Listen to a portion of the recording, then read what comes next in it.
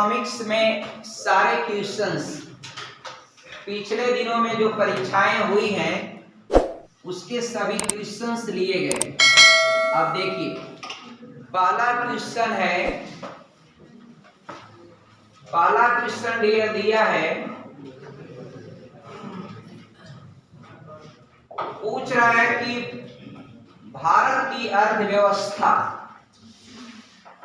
किस प्रकार की अर्थव्यवस्था है। देखिए, भारत की अर्थव्यवस्था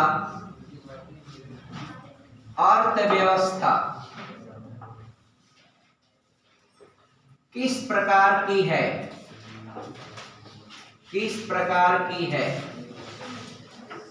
अब ये नहीं कि बस शब्द बता लिए काम खत्म हो गया, नहीं, आपको हम समझा देंगे अर्थव्यवस्थाएं कितने प्रकार की होती हैं और वह कौन कौन से देश किस तरह की अर्थव्यवस्था को रखते हैं, आपको पूरा हम समझाते हैं। देखिए, पहली बात की अर्थव्यवस्था जो है ना मित्रों, ये आपका मेनली 4 प्रकार की होती। कौन कौन होती है डियर? एक आपका पूंजीवादी अर्थव्यवस्था। कौन सी अर्थव्यवस्था? पूंजीवादी अर्थव्यवस्था एक हो गया। दूसरा है डियर, सेकंड नंबर पर है समाजवादी अर्थव्यवस्था। डियर, कौन सी अर्थव्यवस्था? समाजवादी अर्थव्यवस्था। कौन सी आप लोग चाहते हैं? समाजवादी अर्थव्यवस्था चाहते हैं। अच्छा, और डियर तीसरा दिया है डियर मिश्रित अर्थव्यवस्था। कैसी? मिश्रित अर्थव्यवस्था। और डियर एक है भारत में ही आपका बहुत जगह गांधीवादी अर्थव्यवस्था।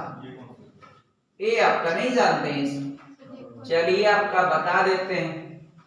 गांधी जी को नहीं जानते हैं डियर बाबू, एक गाल पर कोई अगर थप्पड़ मारे, दूसरा गाल जो should be prepare for taking dear. तो डियर देखिए, सुनिए, गांधी जी ने कहा था ना डियर, गांधी जी अहिंसा डियर के पुजारी, आप लोग जानते होंगे। गांधी जी वो काम किए हमारे देश में डियर, आज तक कोई व्यक्ति नहीं कर पाया और नहीं कर सकता, ये कह नहीं सकते हम डियर। दुनिया में आपका कोई चीज असंभव नहीं, कोई भी रिकॉर्ड या कोई भी आदर्शवादी व्यवस्था, आदर्श की प्रस्तुति जो किया है उसकी कोई परिसीमा नहीं डियर। पूंजीवादी अर्थव्यवस्था क्या होती है मित्रों, समझिएगा। पहली बात की एक देश है दुनिया का सबसे बड़ा जो है इकोनॉमी या जीडीपी वाला कंट्री है आपका अमेरिका। अमेरिका की मित्रों अर्थव्यवस्था कैसी है?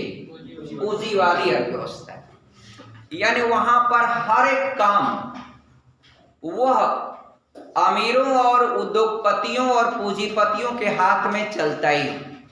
वहां पर सारा काम लगभग अमेरिका का ज्यादातर, थोड़ा मोड़ा भले है लेकिन ज्यादातर वहां का जो सिस्टम है ना, इकोनॉमी, वो पूंजीवादी अर्थव्यवस्था है।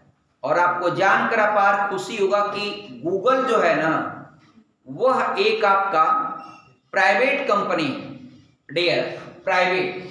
और गूगल के पास सरकार के अमेरिका का सारा डाटा रखा जाता है। सोचिए कितना इंपॉर्टेंट डाटा को कंट्रोल कौन करता है, कंटेन कौन करता है? गूगल करता है। तो बताइए आपका, यानी जो भी चीज किसी भी देश की अर्थव्यवस्था वह पूंजीवादी तब कहलाएगी जब वहां का सब चीज वो अमीरों या पूंजीपतियों के हाथ में चलता हो, यानी प्राइवेट कंपनियों के द्वारा क्रियान्वित किया जाता हो। एक बात। दूसरी बात डियर, आप जानिएगा पूंजीवादी अर्थव्यवस्था किसके लिए अच्छा होता है। तो मित्रों, ये आपका पूंजीवादी अर्थव्यवस्था अमीर लोगों के लिए अच्छा होता है। किसके लिए होता है? अमीर लोगों के लिए। अब समाजवादी अर्थव्यवस्था समझिए। समाजवादी अर्थव्यवस्था में ज्यादातर जो सिस्टम है ना, वह सरकार के द्वारा चलाया जाए। किसके द्वारा? सरकार के द्वारा। हर चीज, स्कूल, बस, ट्रेन, रेल, हवाई जहाज, कुछ भी हो आपका, सारा सिस्टम गवर्नमेंट चलाए।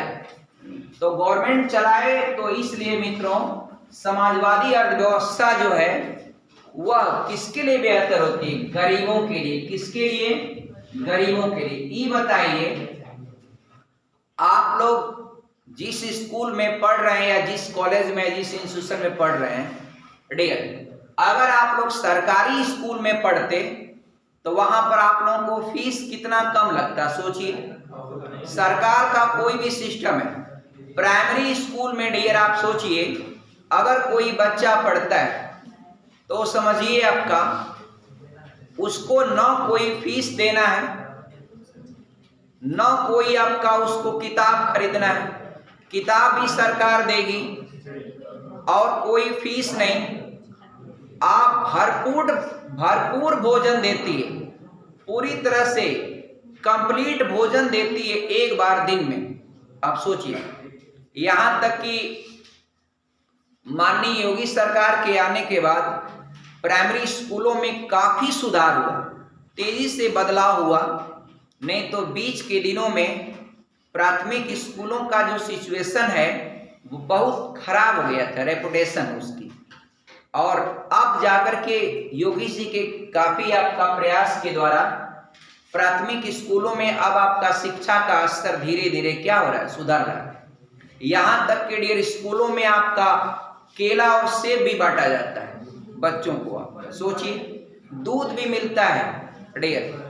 और यहाँ पर हमारे इस कोचिंग में, हमारे कोचिंग में समझिए आपका पूरा सप्ताह भर आपका एकदम बच्चे लंच या कुछ भी आपका, जिसके पास खाने पीने के लिए कुछ भी नहीं है वो भी आए, आपका फल फूल खाए, सब कुछ खाए, आपका एकदम आराम से आपको बिना लंच का भी काम चलता है डियर आपका। तो समझिए यहाँ की व्यवस्था बढ़िया हुई कि नहीं? एक नंबर का कैंपस है आपका, एकदम शांतिप्रिय ढंग से आप आराम से पढ़ते हैं, आपको पता ही नहीं चलता है कि हम कहाँ पर हैं डियर। देखिए डियर, आपका ये जो समाजवादी अर्थव्यवस्था होती है इसमें सारा सिस्टम ज्यादातर वह सरकार के हाथों में चलता है। अब बताइए डियर, सरकार के हाथों में चलेगा तो वह सस्ता होगा कि नहीं? अब सरकारी अस्पताल में आप इलाज कराएंगे तो पता चलेगा डियर 1 रुपए की पर्ची पर डॉक्टर को दिखा लेंगे, है कि नहीं आपका। अब वही प्राइवेट किसी हॉस्पिटल में जाएंगे तो वहां पर 500 रुपया फीस लगेगा, 500 रुपया फीस लगता, 200 रुपया लगता, 300 रुपया लगता। या फिर डियर कोई ऑपरेशन ऑपरेट करवाएंगे तो सरकारी में आपका 500, 700, 1000 कोई फीस होगी नॉमिनल।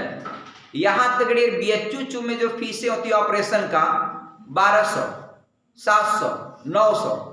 आप प्राइवेट में जाके ऑपरेशन करा के देखिए कोई आपका डियर 15,000, 18,000, 16,000, और उसके बाद जब तक निकलेंगे आप इतना ज्यादा बिल हो जाता है। तो डियर इसलिए आप याद रखिएगा समाजवादी अर्थव्यवस्था जो है वो आपका गरीबों के लिए क्या होती है? बेहतर होती है। इस अर्थव्यवस्था का मतलब है ज्यादातर सिस्टम जो है वह सरकार के द्वारा चले, और सरकार के द्वारा चलेगा तो सरकार जो है लाभ कम कमाएगी, आपको सुविधा ज्यादा देगी। लेकिन डियर जो आप बताइए डियर, कोई सरकार अगर एक्सप्रेसवे बना रही या कोई भी सिस्टम तैयार की, उसका टेंडर अगर किसी आपका प्राइवेट कंपनी को दे दिया कि आप सड़क बना दीजिए, पैसा लगा दीजिए और टोल प्लाजा से पैसा कमाइए, तो कितना ज्यादा चार्जेज एक्टिवेट करके वो आपका पैसा कमा लेगा। आप समझते होंगे आपका डियर, मोहम्मदाबाद में पुल बना था और समझिए आपका कितने सालों तक आपका चुंगी लगती रही। ये तो आपका सरकारें ऐसी आई अच्छी, मोदी जी की सरकार आई कि चुंगी हुई सब खत्म हो गया डियर। अब आप लोग फ्री ऑफ कास्ट आते हैं, आप लोग को याद नहीं चुंगी कब खत्म हो गई डियर। अब डियर समझिए, आगे बढ़ते हैं। ये मिश्रित में क्या होता है डियर? मिश्रित में होता है एक पूंजीवादी और सरकार द्वारा, यानी प्राइवेट और गवर्नमेंट, पीवीटी प्लस ये आपका गवर्नमेंट, ये दोनों सिस्टम के थ्रू भारत की अर्थव्यवस्था चलती। अर्थव्यवस्था का मतलब पैसे का लेन देन। डेरी बताइए, भारत में आप हवाई जहाज से आप जाते हैं, अब तो डियर आपका चप्पल पहनने वाले भी हवाई जहाज पर जा सकते हैं डियर। आपको बस आपका एक आईडी होना चाहिए, आधार कार्ड लीजिए, आप चले जाइए। वाराणसी का एयरपोर्ट है, हवाई अड्डा है, उसका नाम है लाल बहादुर शास्त्री अंतर्राष्ट्रीय हवाई अड्डा का बाबतपुर, वाराणसी। हवाई अड्डों का नाम जानिए आपका डियर पूरा। तो डियर आप जाइए, आराम से टिकट लीजिए, चले जाइए। तो देखिए अब डियर यहीं पर बहुत सारा इंडिगो प्राइवेट है डियर, इंडिगो प्राइवेट है और कई एयरलाइंस क्या है प्राइवेट। अब बहुत सारी एयरलाइंस आपका सरकारी। भारत में ट्रेनें भी आपका अब प्राइवेट भी ट्रेनें चलना शुरू हो गई और सरकारी भी चल रही हैं। बस डियर आप लोग देखे होंगे, आप बस हमारे यहाँ चलती है, गवर्नमेंट वाली भी चलती है, प्राइवेट वाली भी चलती है, तो दोनों व्यवस्था है ना डियर। अस्पताल देखिए, अस्पताल सरकारी अस्पताल भी मोहम्मदाबाद का है, कितना बढ़िया अस्पताल है डियर। इस सरकार में कितनी सुविधाएं वहां बढ़ गई डियर। और डियर जरा सुनिए, और प्राइवेट अस्पताल भी है, अभी बगल में अस्पताल है, जाइए वहीं पर, सरकारी के बगल में इधर है, पूरा लूट लेंगे, ऑपरेशन नहीं भी करना होगा डियर। तो जानते हैं डियर, आप समझिएगा ध्यान से। तो डियर ये आपका है मिश्रित अर्थव्यवस्था। क्या है मिश्रित? जैसे आप सरकारी स्कूल में पढ़ेंगे कम फीस लगेगी, प्राइवेट में पढ़ेंगे ज्यादा लगेगी। अब हमारी कोचिंग है डियर, यहाँ का भी देख लीजिए, यहाँ की व्यवस्था एकदम सरकारी की तरह, इतना कम से कम डियर। आप सोचिए डियर फीस कितना हम कम लेते हैं। पहले शुरू में हमने पढ़ाना शुरू किया था 2009 में, 10 में, 9 में, तो आपका कितना कम फीस थी, लेकिन बैच था 2 घंटे का, 2 घंटे से 3 घंटा, 3 घंटे से 4, 4 से 5, टाइमिंग बढ़ाना पड़ा, प्रतिस्पर्धा बढ़ रही है, बहुत ज्यादा पढ़ाना पड़ा डियर। टाइमिंग बढ़ा करके आप क्वालिटी को और ज्यादा बढ़ाने की कोशिश होने लगी, क्योंकि प्रतिस्पर्धा बढ़ी है। तो डियर वही बात समझिएगा डियर। तो ये आपका क्या है डियर, कितना नॉमिनल रेट पर आप लोगों को शिक्षा दी जाती है डियर, सोचिए। तो ये मिश्रित अर्थव्यवस्था हो जाएगी। गांधीवादी में होता है कि दान पुण्य से, दान दक्षिणा से जो व्यवस्था चले वो क्या होती है, गांधीवादी होती है डियर व्यवस्था। आगे बढ़े, प्रश्न हो गया फाइनल, आपको कभी अब इसमें से कोई समस्या नहीं। भारत की अर्थव्यवस्था कैसी है, मिश्रित लिखिएगा कभी भी। भारत की कैसी मित्रों, मिश्रित। कैसी है, मिश्रित। अब डियर एक प्रश्न ये पूछता है डियर, ये अगला प्रश्न देखिएगा, ये प्रश्न है डियर, बंद अर्थव्यवस्था क्या होती है मित्रों, समझिएगा ध्यान से। बंद अर्थव्यवस्था क्या है, सब बताएंगे। व्यवस्था, अर्थव्यवस्था, इसको हम लोग अंग्रेजी में कहते हैं क्लोज्ड इकोनॉमी। क्लोज्ड इकोनॉमी क्या होता है डियर, आप न कोई आयात करें और न कोई निर्यात करें, आयात बंद निर्यात बंद, यानी आपका वही होता है न आयात और न निर्यात, न निर्यात। निर्यात को कहते हैं एक्सपोर्ट, आयात को कहते हैं इंपोर्ट। अब डियर दुनिया का एक देश, सिप्रासी बताइए, कोई देश का एग्जांपल बताइए जो न आयात करता है न निर्यात करता है डियर। पगला वाला देश dear North Korea, North Korea का डियर, चलिए कोरिया कर लीजिए। ये उत्तरी कोरिया डियर, उत्तरी कोरिया न कोई आयात करता है न कोई निर्यात करता है डियर। तो डियर एक बंद इकोनॉमी की दशा ये भी हो सकती है कि आयात और निर्यात दोनों क्या हो जाए, बराबर हो जाए। दोनों बराबर होने की दशा भी क्लोज इकोनॉमी की ओर अग्रसर होती है। तो मित्रों, आप समझा आपने बंद अर्थव्यवस्था क्या होती है, यानी न निर्यात हो न आयात। या फिर बताया था उस दिन जीडीपी जब बता रहा था तो समझाया हूं उसमें आपका बंद अर्थव्यवस्था क्या है। तो दो ही कंडीशन होती, या तो आयात को निर्यात के बराबर कर दीजिए, काम खत्म, बंद इकोनॉमी हो जाएगी।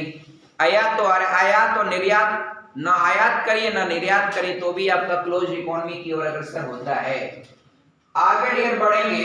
अगला प्रश्न है राष्ट्रीय ग्रामीण विकास संस्थान। डियर एक क्वेश्चन सब लिखते चले जाएगा।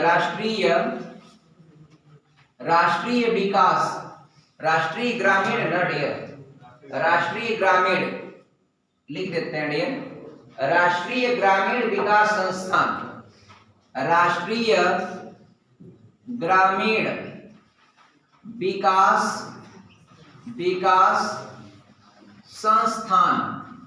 संस्थान।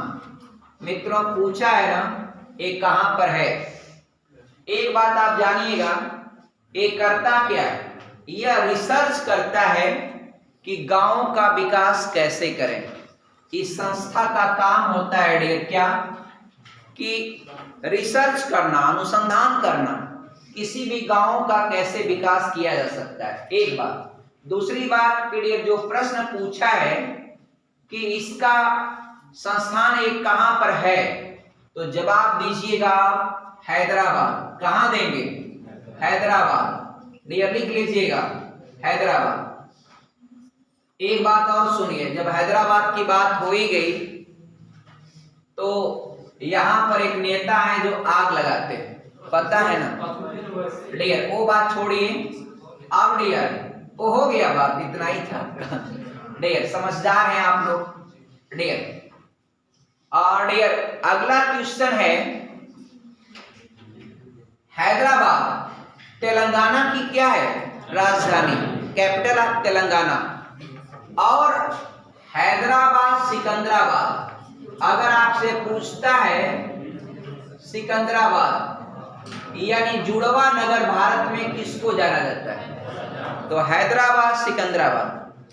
हैदराबाद में किसी भी छत के ऊपर चढ़ जाएंगे ना तो आप अंगुली दिखा के आप कह नहीं पाएंगे कि वो सिकंदराबाद है, वो हैदराबाद आप कहीं नहीं पाएंगे। वहां पर ऐसा है, सड़क का डांक जाइए ना, बस पहुंच गए सिकंदराबाद में, और सड़क के इस पर आ गए तो हैदराबाद में। और सड़क बीच बीच में ऐसे ऐसे अपना बांटी है, आपका सड़क क्रॉस कर जाइए सिकंदराबाद। डेर कितने लोग तो आपका जब कभी वहां दुर्घटना होती है, दुर्घटना हो गई हैदराबाद में, गाड़ी छटक के चल गई सिकंदराबाद, अब क्या होगा डियर, अब पुलिस आशंकित हो जाती है, सिकंदराबाद वाली पुलिस उसको कैप्चर करे या हैदराबाद वाली। डियर कभी कभी होता है गाड़ी रफ्तार ज्यादा लोग चलाते हैं तो लड़ते हैं, इस पार डिवाइडर के उस पार चले जाते हैं छटक करके, जानते ही होंगे घटना ऐसे देखा होगा आपने। तो डियर आप जुड़वा नगर के रूप में जानिए कौन, हैदराबाद सिकंदराबाद। एक प्रश्न इसका और बेहद इंपॉर्टेंट है, हुसैन सागर झील, ये आपका डियर वही हैदराबाद में डियर, हुसैन सागर झील, हुसैन सागर झील, हुसैन सागर झील, यह आपका डियर याद रखिएगा, यह एक कृत्रिम झील है। कृत्रिम मतलब आपका मैनमेड, आदमी ने बनाया डियर। इस झील की खोदाई करके इस झील के बीच में 1992 में बुद्ध की प्रतिमा भी आपका लगाई गई, बुद्ध की प्रतिमा लगी। और डियर हाँ मतलब हाँ दिल की तरह बोलो, हार्ट डियर, अरे दिल बोलो, दिल दिल बना दें ऐसा, ऐसे ही होता है। अरे थोड़ा टेढ़ा हो गया, सही है, चलिए लगभग सही मान लेंगे, सब समझदार।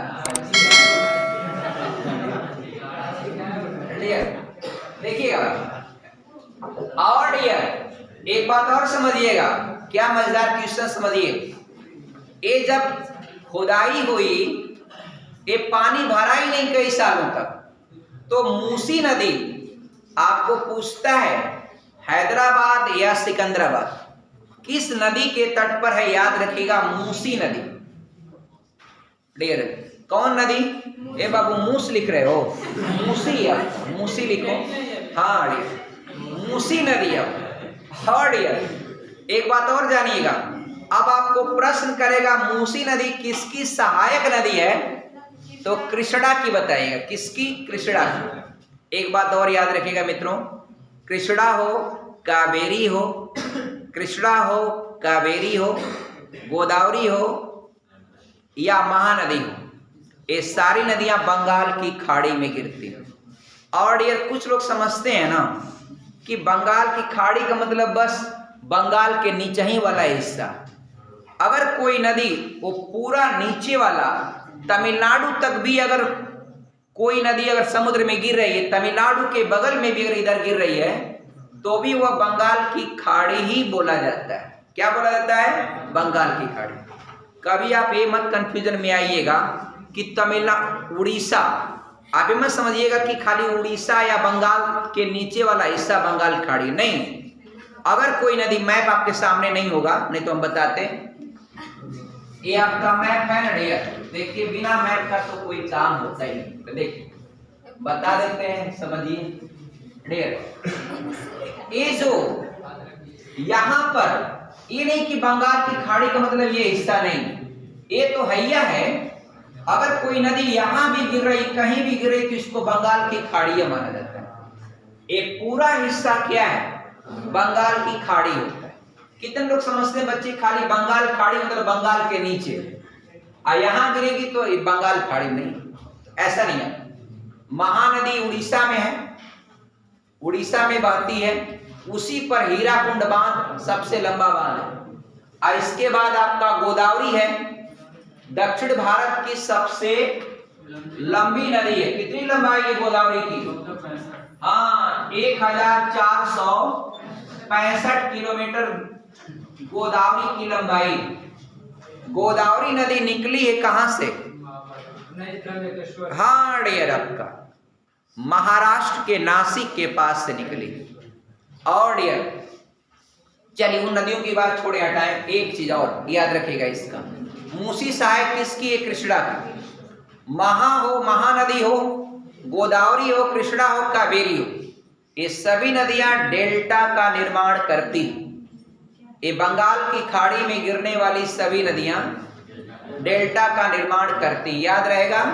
चल, और हैदराबाद में, हैदराबाद सिकंदराबाद कहां पर है डियर? आपका चार मीनार हैदराबाद, जिसका निर्माण करवाया था ओली कुतुब डियर। चल अब आगे बढ़ते हैं डियर। ये संस्थान के बारे में याद रहेगा ना, भूलिएगा मत, आपका एक एक क्वेश्चन याद रखिएगा। अगला क्वेश्चन देखिएगा, दिया है डियर, वैश्वीकरण क्या है? वैश्वीकरण, वैश्वीकरण, ग्लोबलाइजेशन, ग्लोबलाइजेशन,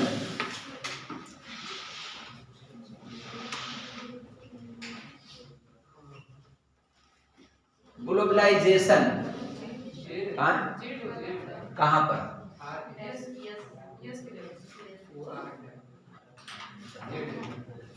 सही है। चलिए स्पेलिंग देख लीजिएगा। ग्लोबलाइजेशन क्या होता है डियर? ग्लोबलाइजेशन, वैश्वीकरण क्या है? समझिए मित्रों, आप किसी भी देश में बैठ करके किसी भी देश का सामान आप मंगा लेते हैं। जैसे आप यहां पर बैठे हैं, आपको अमेज़न से या फ्लिपकार्ट से अमेरिका का भी प्रोडक्ट मंगवाना है तो मंगा लेंगे आपका। जैसे मान लीजिए डियर फ्रांस, फ्रांस में एक लॉरियल कंपनी, लॉरियल, उसका फेस वॉश बहुत बढ़िया डियर। अब डियर आप कहीं भी बैठे हैं और आप ऑर्डर दीजिए, आपका वो आप घर उपलब्ध हो जाएगा डियर आपका। बहुत बढ़िया डियर। हाँ डियर, स्वदेशी अपनाइए, पतंजलि का सब आपका बढ़िया है, सब शुद्ध है, सब आपका डियर। और देसी घी आपका बाबा रामदेव वाला डियर, बहुत बढ़िया है डियर आपका, कोई बात नहीं, खूब खाइए पीजिए। और डियर अब आगे एक है डियर, अगर आपको पूछता है डियर कि घरेलू अर्थव्यवस्था का वैश्विक अर्थव्यवस्था के साथ एकीकरण ही आपका ग्लोबलाइजेशन कहलाता है। एक लाइन लिखिएगा डियर, घरेलू अर्थव्यवस्था का वैश्विक अर्थव्यवस्था के साथ एकीकरण ग्लोबलाइजेशन कहलाता है या वैश्वीकरण कहलाता है। घरेलू अर्थव्यवस्था का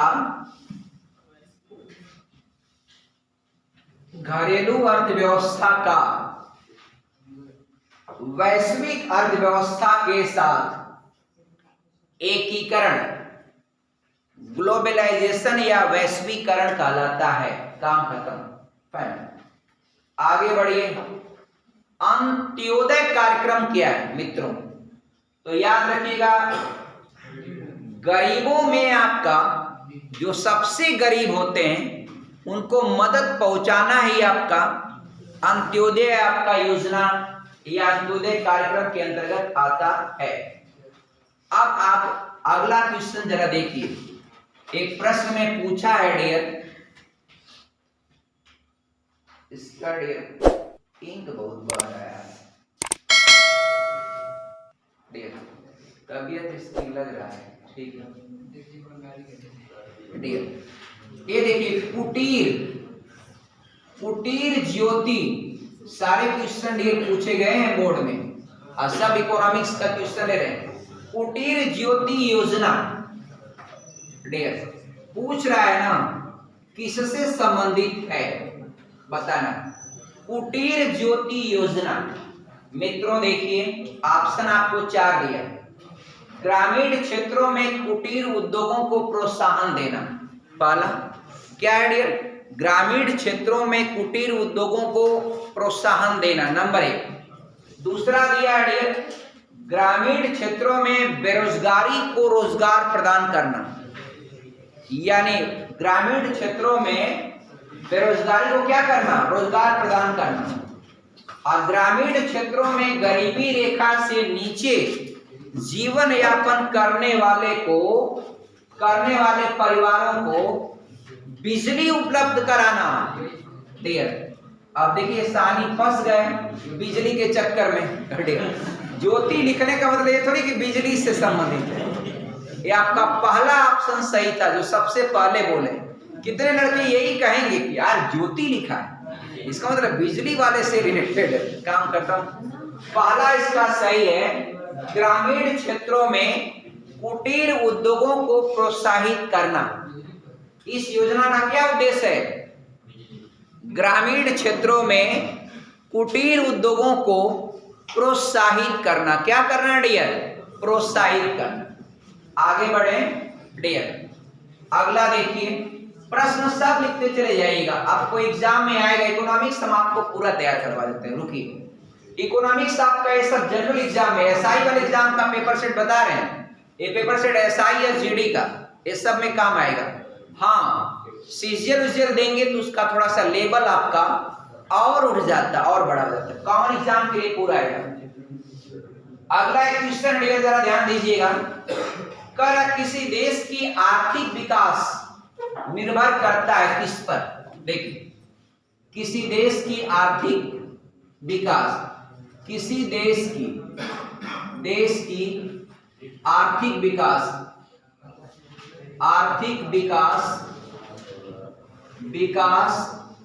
निर्भर करता है। अब ये ऑप्शन सुनिए, समझाएंगे क्वेश्चन को पूरा। पहला दिया है डियर कृषि क्षेत्र। आप लोग भी अपनी ओपिनियंस बताइएगा, कोई आपको पाबंदी नहीं है डियर। कौन बताएगा? राधा आप बताइए, इकोनॉमिक्स पढ़ी, मुझे ऐसा पता है, बताइए कौन है ऑप्शन, अभी लिख देता हूं। कृषि क्षेत्र दिया है, और दूसरा दिया विनिर्माण क्षेत्र। क्या दिया है डियर? विनिर्माण क्षेत्र। ये आपका विनिर्माण क्षेत्र, विनिर्माण क्षेत्र। और डियर सी दिया है, सी दिया है डियर व्यापार क्षेत्र का, व्यापार क्षेत्र का, व्यापार क्षेत्र का। और डी दिया है डियर, डी दिया है डियर, नहीं डियर आपका क्वेश्चन के सारे ऑप्शन गलत हो गया, सब ऑप्शन गलत हो गए। लिखना था दूसरे का, ऑप्शन दूसरे का लिखा गया। कोई बात नहीं, मिटा लेते हैं डियर। प्राकृतिक संसाधन लिखा है, प्राकृतिक संसाधन, प्राकृतिक संसाधन, संसाधन। और दूसरा पार्ट लिखा है इसका पूंजी निर्माण, पूंजी निर्माण डियर, पूंजी निर्माण। सी ऑप्शन में दिया है डियर बाजार का आकार, बाजार का आकार। और डी ऑप्शन दिया है उपर्युक्त सभी, उपर्युक्त सभी। मित्रों आप लोग सही बता दिए हैं। देखिए किसी देश की आर्थिक विकास मित्रों ये आपका डिपेंड करता है कि वहां पर प्राकृतिक संसाधन जैसे आपका पानी, कोयला, पेट्रोलियम, ये जिस देश में जितना ज्यादा मात्रा में रहेगा उसके आर्थिक विकास की दर उतनी ही क्या होगी? तेजी से चलेगी। पूंजी निर्माण यानी उस देश में आपका पूंजी आपका बहुत ज्यादा हो।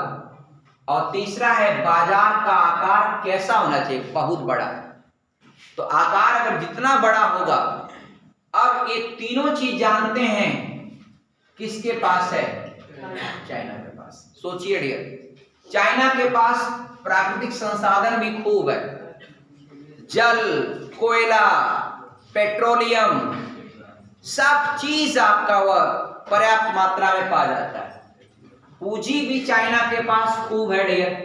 पूंजी पूछना है डियर, चाइना दुनिया में आपका पाकिस्तान को तो इतना लोन दिया है, इतना लोन दिया है कि पूरा पाकिस्तान अगर बिक जाए तो चाइना का कर्ज से मुक्त होने वाला नहीं। और चाइना के बाजार का आकार भी बहुत बड़ा है डियर आपका। सोचिए दुनिया की सबसे बड़ी आबादी, पूरे विश्व की सबसे बड़ी आबादी वाला देश कौन है? चाइना। भारत घबराइए मत, हम लोग ज्यादा आपका एकदम टक्कर दे रहे हैं बढ़िया डियर, लेकिन टक्कर किस में दे रहे हैं आपका ये भी तो देखिए। खाली जनसंख्या में टक्कर देने से नहीं काम चलेगा भाई। देखिए आपको बाजार का आकार भी बढ़ाना है, पूंजी भी बढ़ाइए भाई। बाबू आपका कमाओगे नहीं, अब 5 गो लड़का रहेगा, क्या होगा बताओ? सब आपका डियर अलग अलग पढ़ पाएंगे कोई? तो पैसा भी होना चाहिए ना डियर। अब हालांकि डियर देखिए चाइना आपका एक तो विश्व में सबसे अधिक पॉपुलेशन वाला है, आकार भी उसका बड़ा है, इसीलिए डियर आपका आज की डेट में पूरी दुनिया में जीडीपी में दूसरा नंबर कंटेन करता है कौन? चाइना। नंबर 1 अमेरिका, क्योंकि वहां प्राकृतिक संसाधन भी खूब है, पूंजी निर्माण भी है और बाजार का आकार भी है, इसलिए डी ऑप्शन चुनेंगे। और किसी भी देश के लिए बताया, कोई भी देश है उसके लिए आपका आर्थिक विकास निर्भर करता है किस पर? वहां उस देश में, अब मान लीजिए किसी देश में कुछ निकलता ही ना हो। अब सऊदी अरब है, ये बताइए सऊदी अरब अगर वहां तेल नहीं निकलता, पेट्रोलियम नहीं निकलता, का उसका हाल होता? जो 80 प्रकार का बिरयानी बनाते हैं, समझ में आता? वो तो पेट्रोलियम का उत्पादन इतना ज्यादा होता है एकदम आपका फिर बिरयानी पर उनकी सब पार्टियां चलती है पूरा सऊदी अरब। तो डियर आप देखा आपने खाली एगो प्राकृतिक संसाधन पा गया सऊदी अरब, क्या डियर? आपका खनिज तेल, बस अब वो कुछ नहीं करते सब आपका। डियर, कुछ नहीं करते आपका, करते क्या है, सारा कुछ करता है भारतीय लोग। भारतीय लोग जाते हैं वहां पर सब काम करते हैं उनका। डियर, बकरी भी चराएंगे, उनका ऊंट भी चराएंगे, डियर, उनका कारखाने भी चलाएंगे, कंपनी का गाड़ियां भी चलाएंगे, रोड भी बनाएंगे, सड़क भी बनाएंगे। और भारत के जो एक्सपर्ट होते हैं उनको भारत के, देखिए दुनिया में आपका भारत के वर्कर की क्यों डिमांड ज्यादा रहती है। अभी आपका भारत का वर्कर मान लीजिए लड़का है, अभी कहेंगे आपका बाबू गाड़ी चला लोगे, कहेगा हाँ चला लेंगे। 2 चक्का, अरे 2 चक्का, 4 चक्का, 8 चक्का, 12 चक्का, 16 चक्का, जो दीजिए सब चला लेंगे, ऐसे ड्राइवर भारत के।